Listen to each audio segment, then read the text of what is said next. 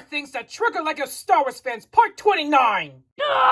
Solo: A Star Wars Story is arguably the least talked about film in the franchise. Personally, I think it's good, and so are the Lego sets. So let's check them out. Of course, Lego had to make a land speeder, because at this point Lego has to make one every single year. At least it's not from Tatooine.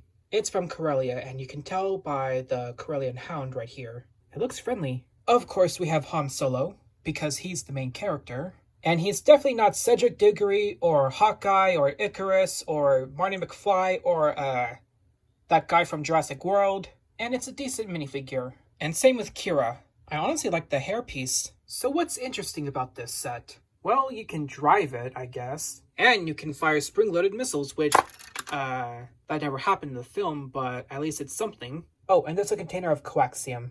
And you can do this. Well, not that. Ooh, there's dust. You can open it up to reveal the engine. But yeah, that's about it. I mean, what's next? The UCS land speeder? For Han Solo? I mean, it's possible. It can definitely happen. In addition, we also get these two speeders. And yeah, it's really good. This is honestly a weird looking speeder. And I like it. And you can recreate the opening scene, which was like the first 15 minutes or so. In actuality, there is no canon to the speeder, because this is meant to transport cargo. Yep, I know my Star Wars lore. Why does LEGO need to include stud shooters on everything? Also, I can't find the other Corellian hounds to this set, which is very unfortunate because those are probably very valuable. Why? The film introduced a lot of factions, such as the Cloud Riders, the Pike Syndicate, and then there's Crimson Dawn.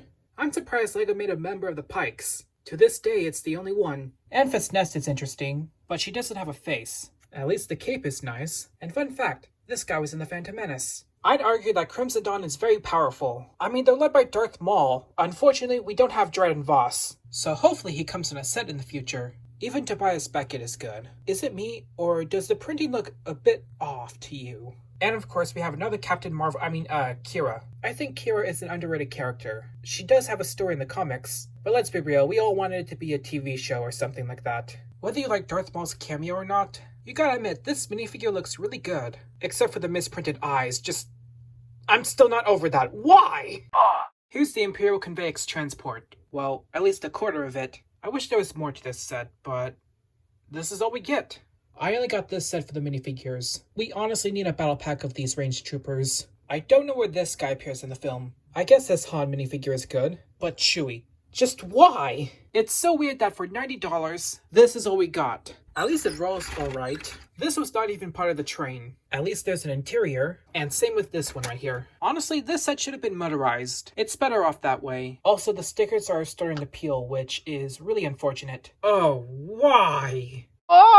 This is the ATAT Hauler. Well, I can go on and on about how inaccurate the color is. I think there's one thing that stands out. And yes, we're talking about Rio. Well, his minifigure is inaccurate, but at least he has 4 arms. It's so interesting. And he's the only one with these. I mean, just imagine if Garmadon had these set of arms. It would be kind of weird, but I'd be curious about it. Why would LEGO stop making these type of arms? Why? This is the KS1 Millennium Falcon.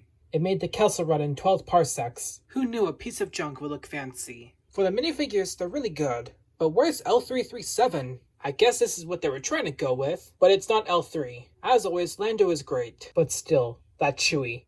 Just why? What makes this set interesting is that it has an escape pod. Wait, I thought the escape pod was right here. As with all Millennium Falcons, there are a lot of gaps. It's also impossible for minifigures to enter through the ramp. But at least the interior is nice. The cockpit is also really small, but at least there's coffee. So overall, not a bad set, but it's likely we'll never see this again. Or for maybe another 5 years or so. Even though Solo: A Star Wars Story wasn't perfect, they should still cover Han's story before A New Hope. Maybe we'll get some of that in the Lando series, or in the comics. Anything to get more sets based off Solo: A Star Wars Story. But you know how everything is these days, so...